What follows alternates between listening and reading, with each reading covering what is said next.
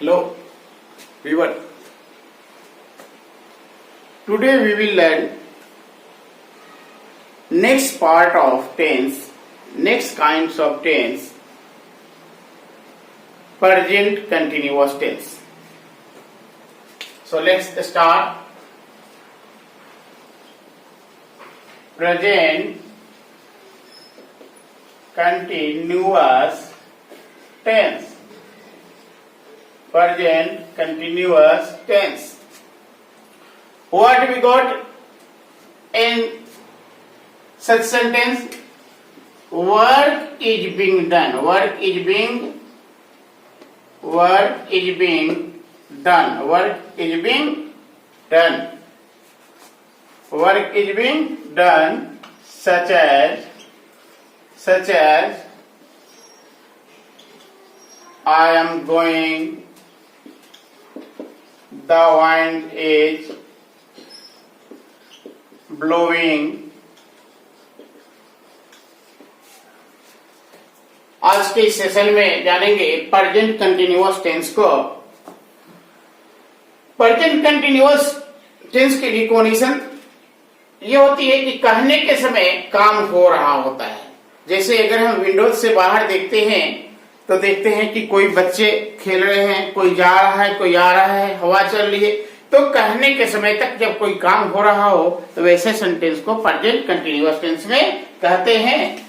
वह खेल रहा है, वह खेल रहा है।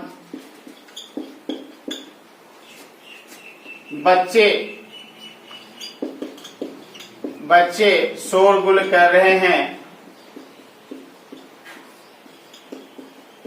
शोरगुल कर रहे हैं। इस तरह की जो सेंटेंसेस हैं ये सभी प्रेजेंट कंटिन्यूअस के। अब इनको बताने का आसान तरीका सभी जानते हैं। तरीका आसान है, विद स्ट्रक्चर है, फिर वैसे subject plus auxiliary is am are और उसके बाद present participle I mean before का यूज करते हैं और अंत में अगर कोई ऑब्जेक्ट हो या अदर वर्ड हो तो उसका यूज कर लेते हैं। और वह खेल रहा है, ही इज गोइंग। बच्चे शोरगुल कर रहे हैं, boys are making a noise, making a noise। तो इस तरह से हम सेंटेंस को बना लेते हैं। इसका नेगेटिव जब फॉर्म करना होता है तो सेम वे नेगेटिव जब फॉर्म करते हैं तो subject plus is am are plus not. अब अगर हम कंक्रेशन की बात करते हैं अभी समझ लेंगे। फिर यहाँ बिफोर और ऑब्जेक्ट लेते हैं या फिर अदर वर्ड होता है। तो हो गया he is not going, he is not going. लेकिन जब इसके कंक्रेशन की बात करते हैं तो इज के साथ जब नॉट लगाते हैं तो ये इजेंट होता है। आर के साथ जब नॉट लगाते हैं तो आरंट होता है। लेकिन एम के साथ नॉट लगाते हैं तो यह नहीं होता है, एम के साथ नहीं होता है। इसके लिए या तो आपको करना होगा आई के साथ ही एम को लगा दीजिए। आई के साथ एम लगेगा, ये सही है। और आई एम अगर लगा है तो उसके बाद नॉट आएगा तो ये सही है। लेकिन एम प्लस नॉट अगर हम आमंड करते हैं तो यह बिल्कुल ही गलत है, यह नहीं होता। तब यह सेंटेंस क्या हो जाएगा? अगर है कि मैं नहीं जा रहा हूं, आम नॉट गोइंग, आम नॉट गोइंग। अब इस तरह के सेंटेंस जो हैं इनको अगर निगेटिव बनाना है तो ये हो गया। इंट्रोगेटिव बनाना हो इज एम को बाहर ले लेते हैं। इंट्रोगेटिव नेगेटिव बनाना हो, क्वेश्चन वर्ड लगाना हो, सेंटेंस में एग्जांपल से देख लेते हैं। सेंटेंस के एग्जांपल को क्लियर कर लेंगे।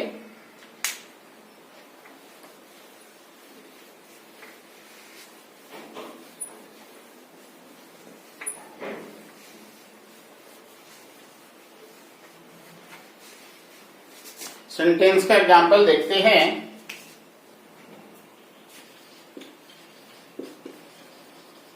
Are they singing, are they singing, क्या वे लोग गा रहे हैं, क्या वे लोग गा रहे हैं। दूसरी सेंटेंस करते हैं, are they not singing, are they not singing, क्या वे लोग नहीं गा रहे हैं।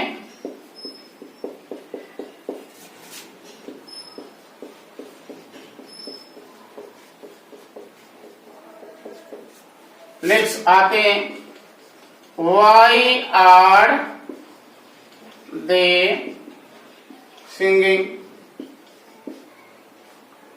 वे क्यों गा रहे हैं।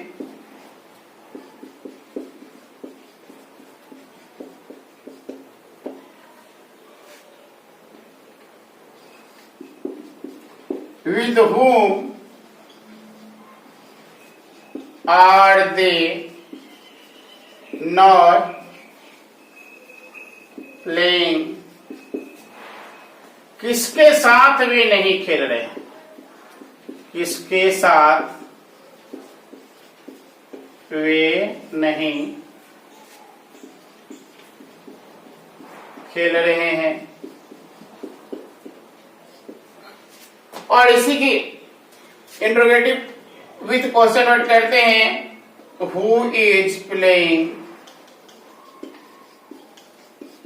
कौन खेल रहा है, कौन खेल रहा है। हु इज नॉट प्लेइंग या who is not doing so, who is not doing so, कौन ऐसा नहीं कर रहा है, कौन ऐसा नहीं कर रहा है। व्हाट का अगर यूज करते हैं, what is happening, what is happening, क्या हो रही है, क्या हो रहा है, क्या हो रही है, क्या हो रहा है। इस तरह से हम सारे सेंटेंस को बना लेते हैं। अब यह कंटिन्यूअस जो है, इसके भी बेस पे, इसके स्ट्रक्चर बेस पे हम सेंटेंस बनाते हैं। इसके स्ट्रक्चर बेस जब सेंटेंस बनाते हैं तो वह कंटिन्यूअस का ही होगा, लेकिन उसमें थोड़ी सी अंतर आएगी, वह भी हमारे दिनचर्या में आते हैं। जैसे वर प्लस पढ़ रहा है, पढ़ रहा है, वर प्लस पढ़ रहा है, क्या पढ़ रहा है जी।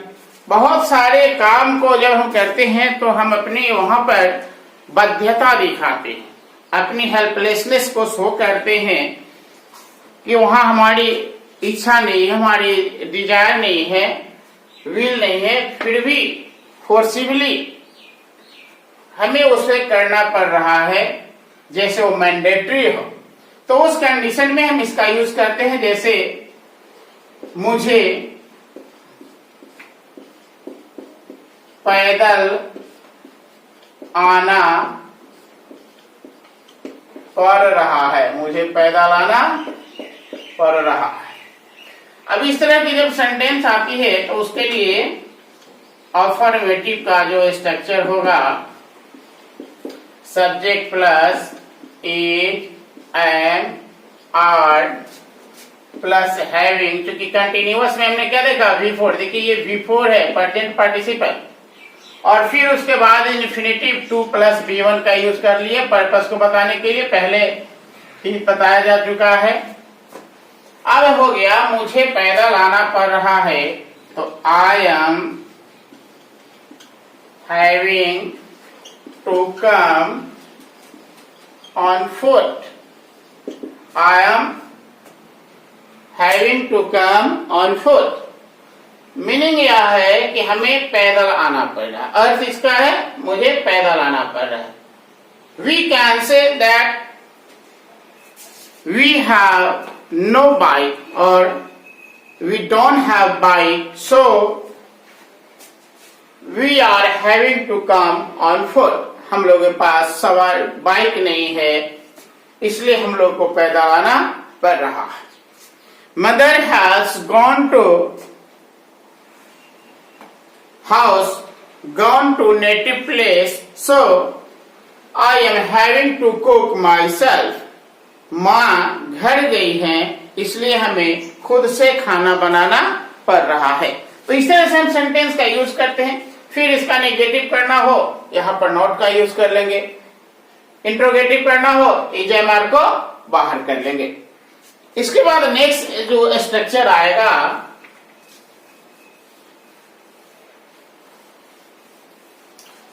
इंडेफिनिट में हमने पढ़ा समय लगता है, पैसा लगता है। तो अगर ये समय की बात आती है या फिर पैसे की बात आती है और फिर क्या लग रहा है,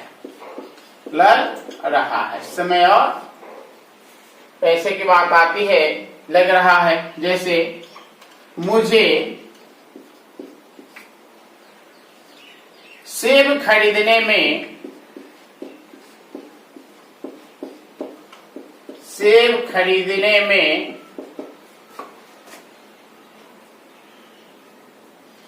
80 रुपए लग रहे हैं, 80 रुपए लग रहे हैं।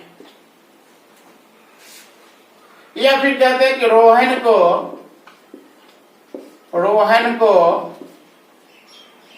सवाल हल करने में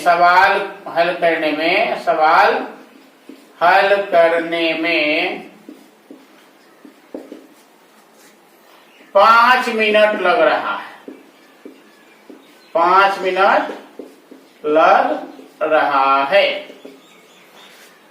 तो हमने देखा कि पहले वाले सेंटेंस में पैसे की बात है और दूसरे वाले में सेंटेंस की बात है, तो दोनों ही का स्ट्रक्चर सेम होगा, क्योंकि पहले ही लिख दिया गया है समय और पैसे, time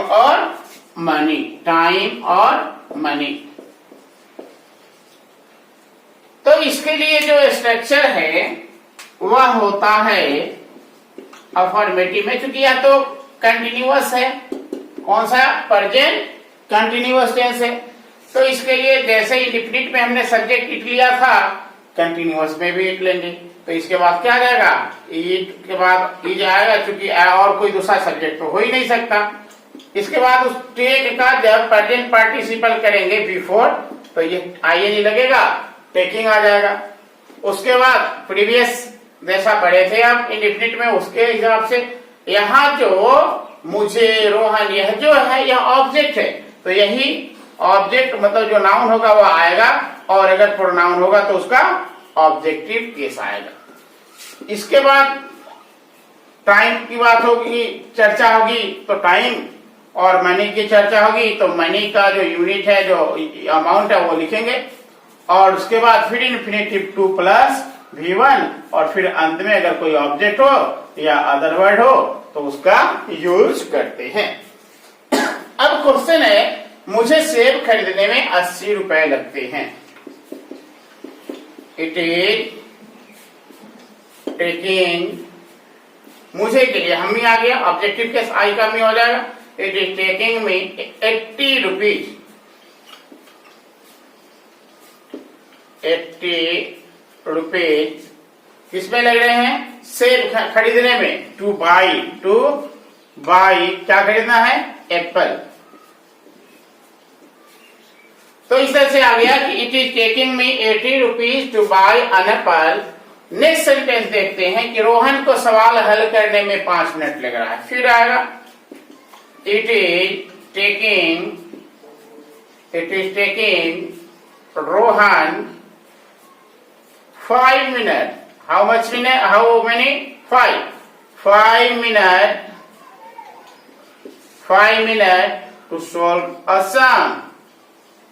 to solve a sum, सवाल को हल करने में 5 मिनट लग रहा है, तो हमने देखा कि यहाँ 8 रुपीज है और यहाँ 5 मिनट है।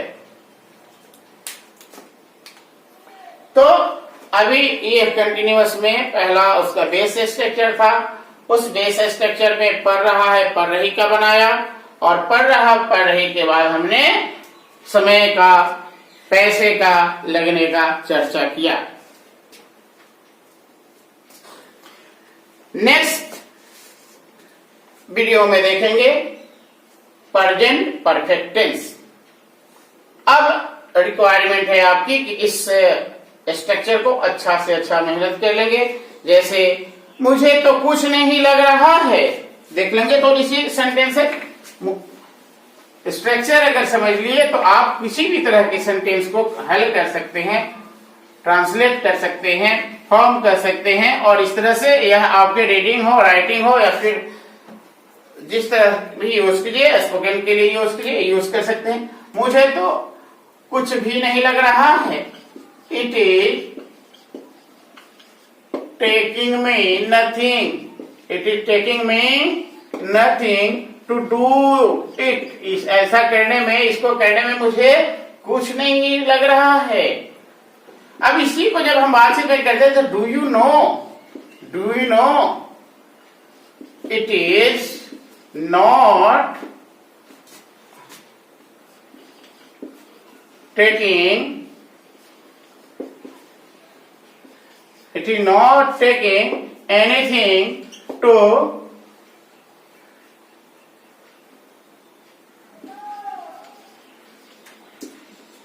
watch the channel, मतलब क्या हो गया?